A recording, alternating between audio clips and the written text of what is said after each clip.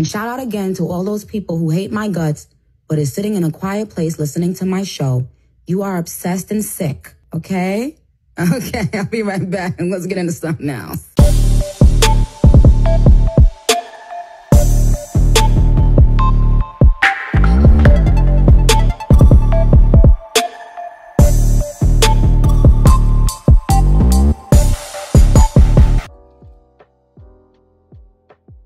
What's good, you guys? Welcome back to my channel. It's your girl Ebony. All right, you guys, so we have two topics I want to get into for this video. The first topic is none other than Megan Thee Stallion releasing a new song, Pressurelicious, that flopped so bad it's nowhere on YouTube trending. You also have Megan Thee Stallion getting scammed by Future, and you also have Megan Thee Stallion's boyfriend Pardison Fontaine, also known as Cardi B's ghostwriter, out here being exposed as a super Nicki Minaj fan undercover. Shall, let's get right into it. Now, as you guys know, Megan Thee Stallion did release her new song Pressurelicious featuring Future, and honestly, you guys, I feel like this is a whole Cardi B situation. I honestly feel like Kanye, in my opinion, did scam Cardi B and give her a basic verse. You also have Future just doing whatever and probably got money for his verse and didn't even deliver that well. Now, when Megan Thee Stallion released her song, everybody was excited because she does have a lot of fans. However, when she released the song and people realized that it was the same as her other songs, people started dragging her all over social media, and people also started accusing Megan of not being able to make music and being a one-hit wonder, allegedly. One Twitter user saying this: Megan Thee Stallion label gotta be down bad. They really overpaid Future for a throwaway track with an open verse just for her to throw her trash verses on it and miss like she always does. This song is whack AF. Megan pulled this trash out of her stable, and she should have left this song in her stable. This song is not giving. Now, here is my honest reaction, courtesy of Joe Budden, of how I really feel about this song.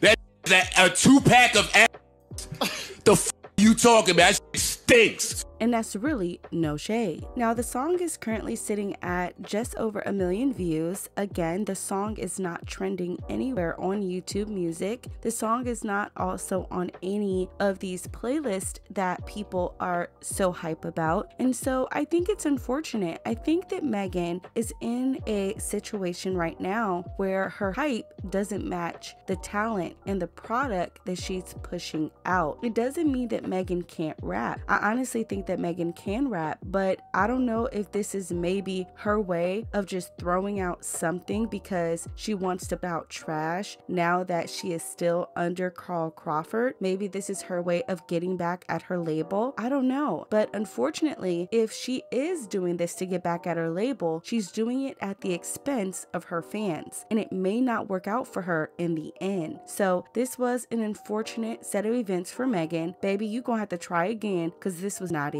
Now, the next topic is actually about Cardi B's ghostwriter and Megan Thee Stallion's boyfriend Pardison Fontaine actually getting exposed as a super Nicki Minaj fan. And we're gonna actually break down how Pardison Fontaine has been moving in his true obsession with Nicki Minaj throughout this video. So let's start with this. You guys know that Twitter is not new to pulling up receipts, and people actually found some Facebook posts from 2017 where Pardison Fontaine was defending Nicki Minaj through the Remy Ma beef. Now, this is what he had to say. To say Remy is better lyrically is an opinion. I've heard Nicki on songs with Jay-Z, Rick Ross, Kanye West, Eminem, Lil Wayne, and never once was Nicki overshadowed, but to say better lyrically is a stretch, especially when I just heard Remy say fly like a frisbee yesterday, and you Reminisce fans just don't know or show out like I guess I feel like y'all should. It's easy to jump behind a diss, but what about her songs? She had a whole mixtape out before her and Joe started working together again. Shows ain't packed out. I'm not on either side. I just see the trend of slander because one is a big dog. Maybe a lot of girls see more of themselves in Remy than Nicki. Her life is more relatable and more obtainable. Either way, I just see why people are leaning so heavily on one side all of a sudden. Like Itty Bitty Piggy wasn't y'all anthem. Y'all gotta let me know. It seems like you were never a friend fan of Nicki's at all, and that's fine. I'm not a fan of all of her work, but I can say that she has propelled female rap to a whole nother level, to heights it hadn't seen before her. Let me say that again. I thought that was a good one, Pardi. Pardi says, seems like you guys have never been a fan of Nicki at all. I'm not a fan of all of Nicki's work, but I can say that Nicki Minaj has propelled female rap to a whole nother level, to heights it hadn't seen before her. Period. I think Pardison Fontaine also understands that Nicki Minaj is the reigning queen of rap.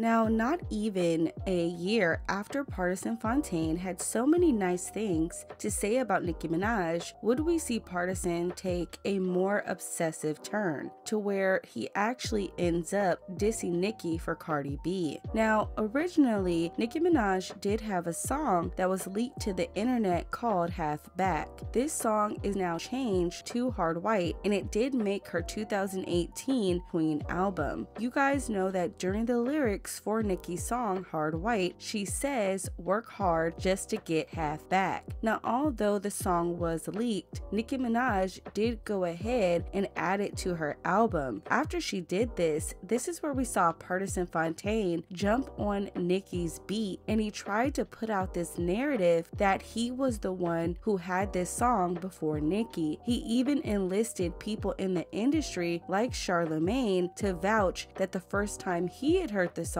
was from Pardison. Check this out. I first heard that beat when Pardison Fontaine did it. So as you guys heard, Charlemagne, during the hate train for Nicki, tried to make it seem like Pardison Fontaine was the first person to have this beat, and he even tried to make it seem like Nicki was out here taking music, which was not true. Nicki Minaj's song Half Back was actually leaked in April. We did not see Pardison release his version until August. You also have Nicki Minaj sitting down with Beats One, where she also explained that the song had leaked. She wasn't sure if it was going to be on the album at the time, but she did say that she had wrote the song over a year ago. Another song, the snippet from the other song, not Chun-Li, but the snippet from the other song. There's definitely a story out there about the song you don't know about this? I had no clue. That particular song I wrote in Paris about a year and a half ago. It was actually for Drake's last album. You're kidding. That's to tell you how long ago I wrote that song. Wow. Yeah. So is that going to be on the record, on the album? I don't know. I definitely didn't want to discuss a leak. I mean, why would I want to do that? That's fair enough. That's fair enough. Let's talk about this. So focus. But I will say, yeah. Shout out to Cardi and all the new female rappers who've been doing their thing. You also have the producer Bio1DA, who actually corroborated Nicki's recollection. He said this to Billboard. From what I remember, I think the song was finished like, I want to say summer of last year. I remember working on some of the melodies for the song in late 2016 and early 2017. The producer allegedly sent it over to Nicki and she used it, and it came out crazy. On top of that, it's funny because the original title of the track was different. It wasn't Hard White, it was Half Back. The producer is then asked, what was your initial reaction when you heard Nicki over the track? He said, it's Nicki in rare form. It's what she does best. She is one of the few top tier artists that's left. She's not built off gimmicks or anything like that. Nicki is respected as a rapper. I think she's one of the illest, man, not just for female rappers, but for rappers in general. Nicki just got bars. So as you see, all of these people kind of came out to debunk what Pardison Fontaine had said. However, I feel like because Nicki Minaj did not address Pardison, they had to figure out a way to get a beef between Cardi and Nicki started. So after this happened, this is where we saw Cardi B and Pardison release their song backing it up. And this actually caused a lot of the blogs, the source to be specific, to come out and say that Cardi B's label was actually speaking with Cardi B to allegedly get the diss she sent out to Nicki removed. Talk about a mess. Now, according to the source who wrote an article about this, they said this: this. The report states there was a discussion going on between Cardi and her team on if the bars placed towards Nicki should stay. Cardi said yes because she's always true to herself. The squad thought otherwise because in their eyes it's already over and Cardi had won the battle, and continuing forward with mentioning of her and Nicki's issue would halt further progress. So unfortunately this is obviously not true because Cardi didn't win anything. Nicki Minaj is still the queen of rap and she's still dominating. Nobody has been able to compete with Nicki. It doesn't matter how many #1s you have. So this was definitely not true. On top of that, you also had the Barbs dragging Pardison about this same song and basically told Pardison you could have just released Backing It Up and went about your business, but you are so obsessed with Nicki that you tried to jump on Nicki's beat and tried to lie allegedly and say the song was yours. Chill, talk about a mess. This is what the Barbs and Pardison had back and forth. Malibu Barbie says, I really don't give an F about the noise, but I'm gonna need for you and Charlemagne to keep Nicki's name out y'all mouth. Insinuating that she stole something, considering the fact that you F with Cardi B, a B word that doesn't even write her own ish, you're definitely not gonna be taken serious and you still ain't gonna pop. Party says, no matter how hard life gets though, I'll never quit and I'll never leave a paragraph from a page I made dedicated to someone who doesn't know I exist, but I love you just the same. Pardison says,